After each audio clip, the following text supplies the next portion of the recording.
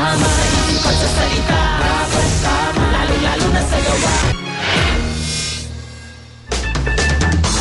Balak kausapin ni Vice President Jejomar Binay ng United Nationalist Alliance ang tatlong guest senatorial candidates na sina Grace Poe, Senador Loren Legarda at Cheese Escudero. Hindi kasi sumasama sa sortie ng partido ang mga ito mula nang magsimula ang kampanya. May news to go si Mav Gonzalez.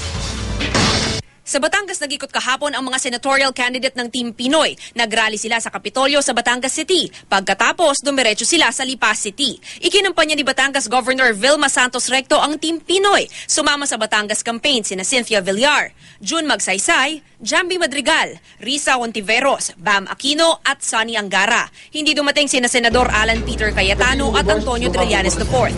Pati na si Senador Coco Pimentel na may iba raw appointment pero tumayong kinatawan niya ang kanyang ina. Present naman sa Batangas ang mga common candidate ng Team Pinoy at ng United Nationalist Alliance o UNA na sina Grace Poe, Senador Loren Legarda at Cheese Escudero. Sa ikalawang araw ng kampanya, hindi dumalo ang tatlo sa aktibidad ng UNA sa Bohol. Kaya ayon kay Vice President Jejomar Binay na chairman ng UNA, kakausapin na raw nila ang tatlo. Paano ba? Kasi yung usapan natin kayo one, guest candidate. Second, sasama kayo paminsan-minsan sa office namin. Gayunman, nagpahayag sina Poe at Escudero na bukas sila sa pagsama sa kampanya ng UNA, habang si Legarda ayaw na raw pag-usapan pa ito.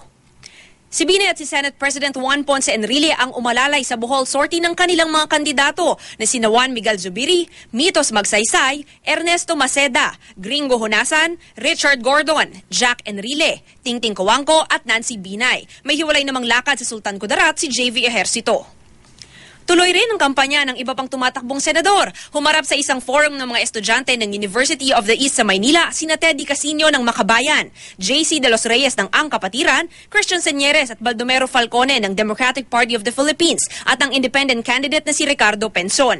Dumali rin si Brian Llamanzares para sa kanyang inang si Grace Poe. Bago sa UE, nag-ikot din si Casino sa ilang bahagi ng Maynila. Nakipagpulong naman si Brother Eddie Villanueva ng Bawon Pilipinas sa mga magsasaka, senior citizen at health worker sa Gimba, Nueva Ecija.